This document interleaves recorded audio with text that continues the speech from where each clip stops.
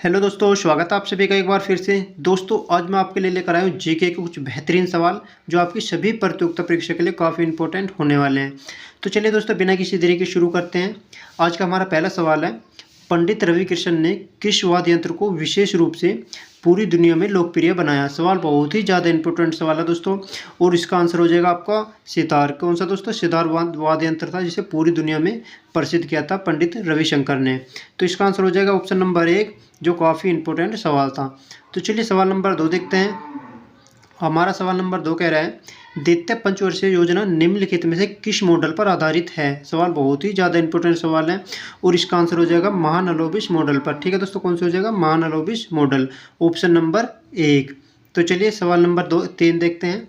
आपका सवाल नंबर 3 कह रहा है, अलकनंदा नदी भारत में भागीरथी नदी से कहाँ मिलती है। किससे दोस्तों? भागीरथी नदी से कहाँ पर मिलती है। सवाल बहुत ही ज़्यादा इंपॉर्टेंट सवाल है, और इसका आंसर हो जाएगा आपका दोस्तों कौन सा? देवप्रयाग में। कहाँ पर मिलती है? देवप्रयाग में अलकनंदा नदी भागीरथी से मिलती है। तो इसका आंसर हो जाएगा आपका ऑप्शन नंबर 1, जो काफ़ी इंपॉर्टेंट सवाल है। तो चलिए सवाल नंबर 4 देखते हैं। आज का हमारा सवाल नंबर 4 कह रहा है, जबलपुर निम्नलिखित में से किस नदी के तट पर स्थित है। किसकी बात कर रहा है दोस्तों? जबलपुर की। और वेरी वेरी इंपॉर्टेंट सवाल है दोस्तों ये भी। तो इसका आंसर हो जाएगा आपको कौन सा? नर्मदा नदी। कौन सा हो जाएगा दोस्तों? नर्मदा नदी, ऑप्शन नंबर 3, जो काफ़ी इंपॉर्टेंट सवाल है। तो चलिए सवाल नंबर 5 देखते हैं। आज का हमारा सवाल नंबर 5 कह रहा है, भूदान आंदोलन किसके द्वारा शुरू किया गया था। सवाल बहुत ही ज़्यादा इंपॉर्टेंट सवाल है, वेरी वेरी इंपॉर्टेंट सवाल है। और दोस्तों, अगर हम इसके ऑप्शन की बात करें तो दोस्तों सारे ही ऑप्शन एक से एक क्वालिटी के हैं। तो दोस्तों इसका आंसर हो जाएगा विनोबा भावे। किसने भूदान आंदोलन चलाया था? विनोबा भावे ने। तो इसका आंसर हो जाएगा आपको कौन सा दोस्तों? Option number 3। बहुत ही ज़्यादा इंपॉर्टेंट सवाल है। तो चलिए सवाल नंबर 6 देखते हैं। आज का हमारा सवाल नंबर 6 कह रहा है, वॉलीबॉल खेल में प्रत्येक टीम में कितने खिलाड़ी होते हैं। किसकी बात कर रहा है दोस्तों? वॉलीबॉल खेल की बात कर रहा। तो दोस्तों कितने खिलाड़ी होते हैं? प्रत्येक टीम में 6 खिलाड़ी होते हैं। कितने दोस्तों? 6 खिलाड़ी। तो इसका आंसर हो जाएगा आपको कौन सा? Option number 2। Very very important सवाल है। तो चलिए सवाल नंबर 7 देखते हैं।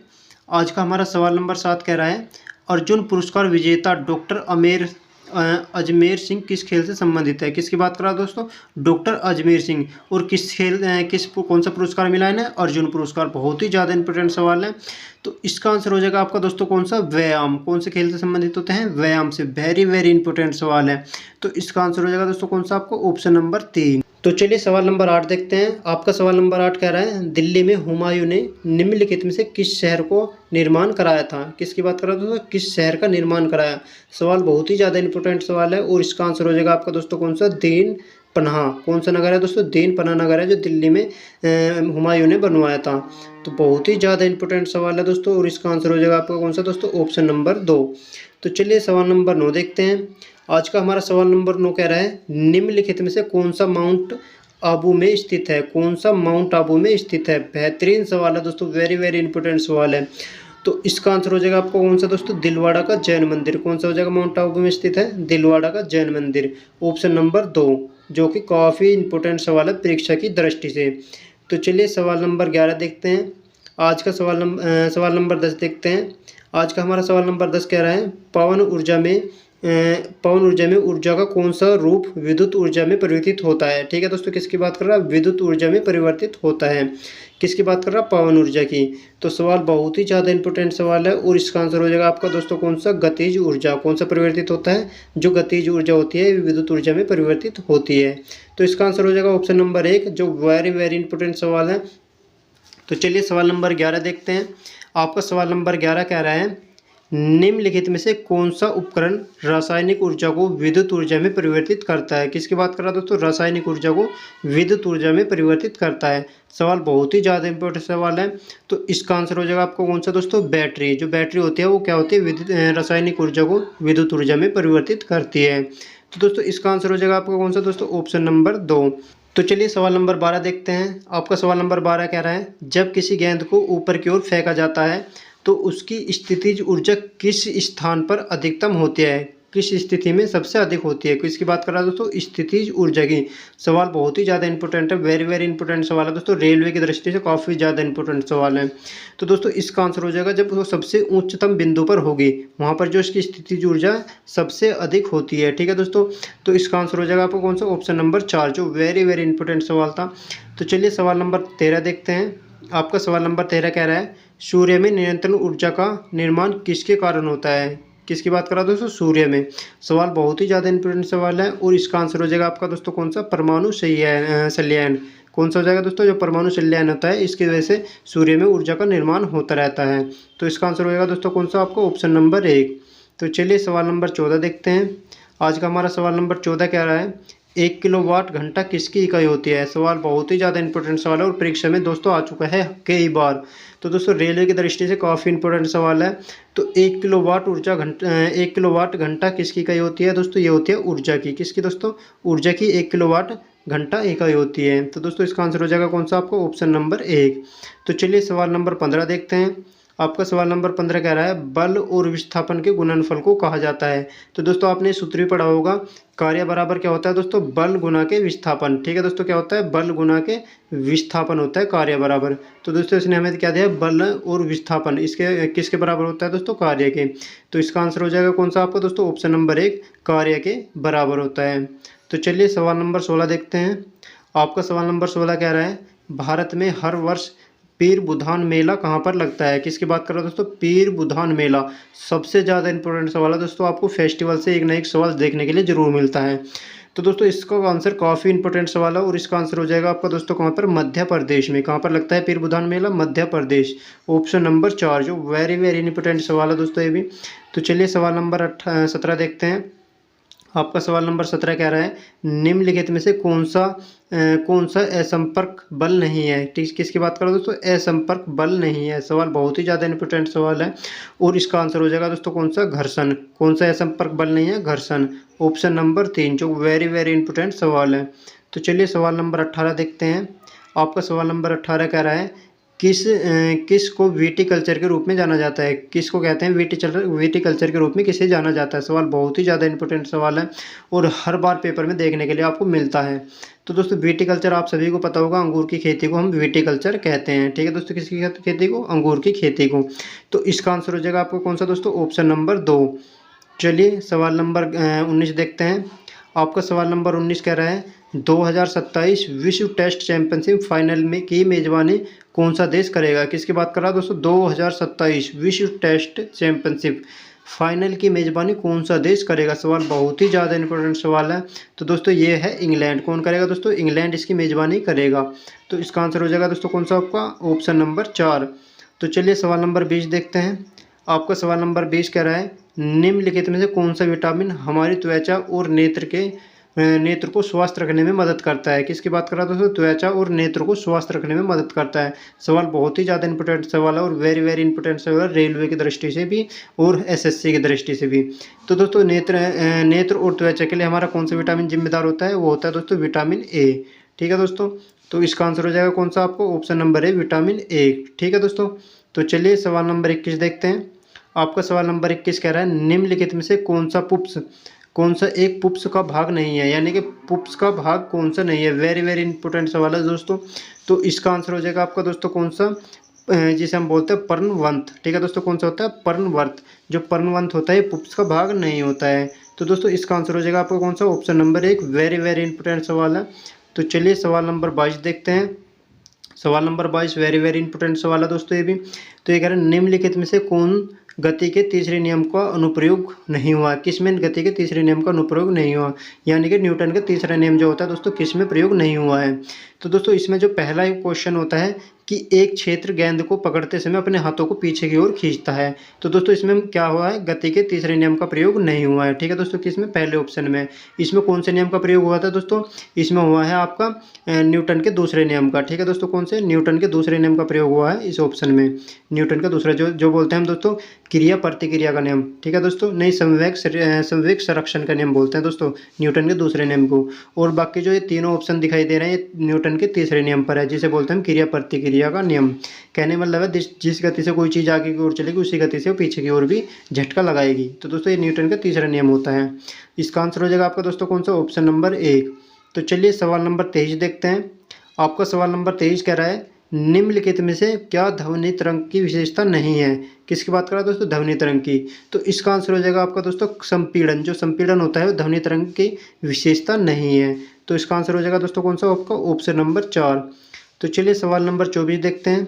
आपका सवाल नंबर 24 कह रहा है अंग्रेजों ने बंगाल को विभाजित करने का क्या कारण बताया था। दोस्तों जब अंग्रेज आए थे तो दोस्तों उन्होंने जब बंगाल का विभाजन किया था उसका क्या कारण बताया था। सवाल बहुत ही ज़्यादा इंपॉर्टेंट सवाल है और परीक्षा में हर बार पूछा जाता है। तो दोस्तों इसका आंसर हो जाएगा आपको प्रशासनिक सुधार। कारण बताया था दोस्तों प्रशासनिक सुधार। तो इसका आंसर हो जाएगा आपका दोस्तों कौन सा, ऑप्शन नंबर 3। तो चलिए सवाल नंबर 25 देखते हैं। आपका सवाल नंबर 25 कह रहा है मयूरभंज छाऊ किस राज्य का लोकप्रिय नृत्य है। किसका क्या है दोस्तों, मयूरभंज छाऊ लोकप्रिय नृत्य है। बहुत ही ज़्यादा इंपॉर्टेंट सवाल है और नृत्य से दोस्तों आपको एक न एक सवाल देखने के लिए जरूर मिलता है पेपर के अंदर। तो दोस्तों ये हो जाएगा आपका दोस्तों किसका, उड़ीसा का। कहाँ का होता है दोस्तों, मयूरभंज छाऊ उड़ीसा का लोक नृत्य है, जो वेरी वेरी इंपॉर्टेंट सवाल है। तो इसका आंसर हो जाएगा आपका दोस्तों कौन सा, ऑप्शन नंबर 1। तो चलिए सवाल नंबर 26 देखते हैं। आपका सवाल नंबर 26 कह रहा है भारत में किसी भी राज्य का मुख्यमंत्री बनने के लिए न्यूनतम आयु कितनी होनी चाहिए। न्यूनतम आयु कितनी होनी चाहिए। दोस्तों आपको संविधान से भी एक न एक सवाल देखने के लिए जरूर मिलता है। तो दोस्तों न्यूनतम आयु होनी चाहिए 25 वर्ष। कितनी होनी चाहिए दोस्तों, 25 वर्ष। किसी भी राज्य का मुख्यमंत्री बनने के लिए न्यूनतम आयु होनी चाहिए 25 वर्ष। ठीक है दोस्तों, कितनी, 25 वर्ष। तो इसका आंसर हो जाएगा आपको कौन सा दोस्तों, ऑप्शन नंबर 2। तो चलिए सवाल नंबर 27 देखते हैं। आपका सवाल नंबर 27 कह रहा है जवाहर रोजगार योजना किस पंचवर्षीय योजना में शुरू की गई थी। तो सवाल बहुत ही ज़्यादा इंपॉर्टेंट सवाल है। तो परीक्षा की दृष्टि से दोस्तों वेरी वेरी इंपॉर्टेंट सवाल है। तो इसका आंसर हो जाएगा आपका दोस्तों कौन सा, ये हुई थी 7वीं पंचवर्षीय योजना में शुरू हुई थी। कौन सी, जवाहर रोजगार योजना किस पंचवर्षीय योजना में शुरू हुई थी दोस्तों, 7वीं में। तो इसका आंसर हो जाएगा आपका दोस्तों कौन सा, ऑप्शन नंबर 4। तो चलिए सवाल नंबर 28 देखते हैं। आपका सवाल नंबर 28 कह रहा है मकर विलक्कु त्यौहार भगवान अयप्पा के किस पवित्र उपवन में मनाया जाता है। किसकी बात कर रहा है दोस्तों, मकर विलक्कु। जो वेरी वेरी इंपॉर्टेंट सवाल है दोस्तों, ये सब पेपर में आपको 100 के 100% देखने के लिए मिलता है। ठीक है दोस्तों, तो इसका आंसर हो जाएगा आपका दोस्तों को इसमें केरल में। कहाँ पर मनाया जाता है दोस्तों, केरल में मनाया जाता है। कौन सा त्यौहार, मकर विलक्कु। सवाल बहुत ही ज़्यादा इंपॉर्टेंट सवाल है और दोस्तों इसका आंसर हो जाएगा आपका दोस्तों ऑप्शन नंबर 2। तो चलिए सवाल नंबर 29 देखते हैं। आपका सवाल नंबर 29 कह रहा है निम्नलिखित में से कौन सिंधु घाटी सभ्यता का बंदरगाह शहर नहीं था। कौन सी बात कर रहा है दोस्तों, बंदरगाह शहर नहीं था। वेरी वेरी इंपॉर्टेंट सवाल है दोस्तों, परीक्षा की दृष्टि से ये भी ज़्यादा इंपॉर्टेंट सवाल है। तो इसका आंसर हो जाएगा आपका दोस्तों कौन सा, राखीगढ़। जो राखीगढ़ी है ये सिंधु घाटी का बंदरगाह शहर के रूप में नहीं था। तो दोस्तों इसका आंसर हो जाएगा आपका कौन सा, ऑप्शन नंबर 2। तो चलिए सवाल नंबर 23 देखते हैं। आपका सवाल नंबर 23 कह रहा है मूंगा रेशा भारत में इनमें से किस राज्य में संबंधित है। किसकी बात कर रहा है दोस्तों, मूंगा रेशम की। ये कह रहा है भारत के किस शहर से संबंधित या राज्य से संबंधित है। वेरी वेरी इंपॉर्टेंट सवाल है दोस्तों, परीक्षा की दृष्टि से वेरी वेरी। तो दोस्तों मूंगा रेशा होता है कहाँ पर, असम के अंदर। कहाँ पर दोस्तों, असम में। तो इसका आंसर हो जाएगा आपका दोस्तों कौन सा, ऑप्शन नंबर 4। तो चलिए सवाल नंबर 31 देखते हैं। आपका सवाल नंबर 31 कह रहा है काला सागर निम्नलिखित में से किस देश की सीमा को छूता है। किसकी बात कर रहा है दोस्तों, काला सागर।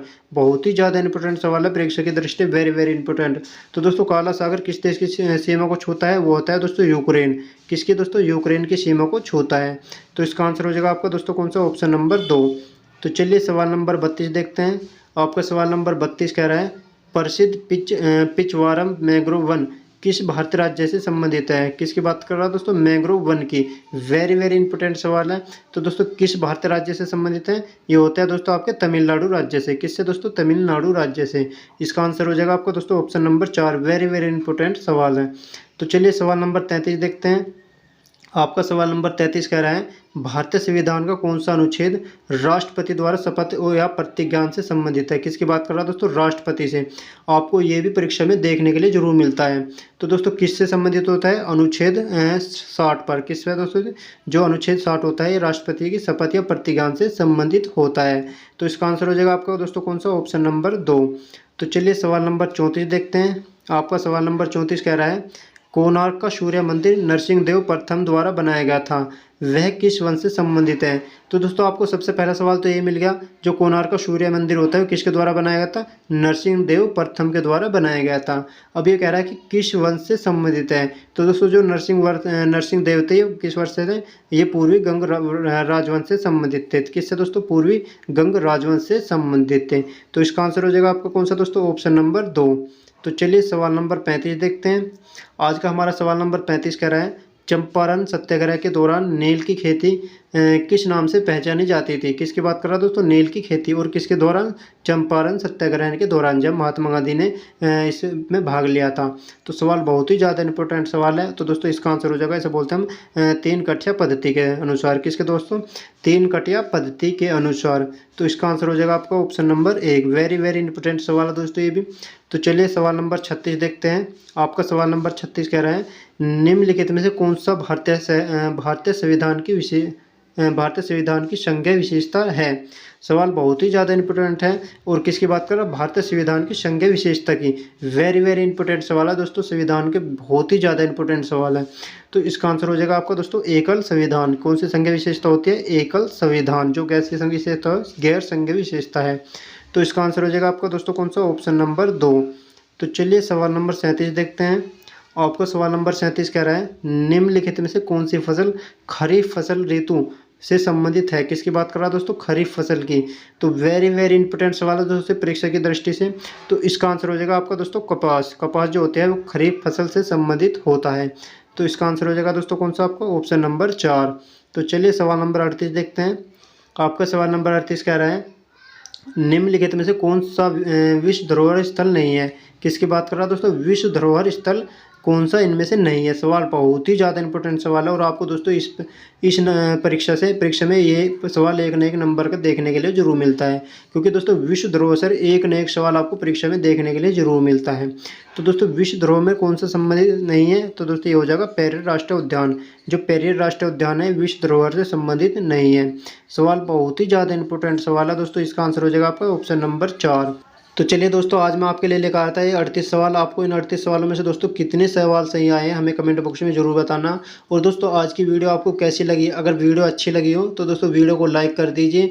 और साथ ही हमारे चैनल को सब्सक्राइब करके बेल आइकन को भी दबा दीजिए, ताकि आने वाले वीडियो का नोटिफिकेशन आपको समय से मिलता रहे। तो चलिए दोस्तों मिलते हैं आपसे अपने अगले वीडियो में, तब तक के लिए धन्यवाद।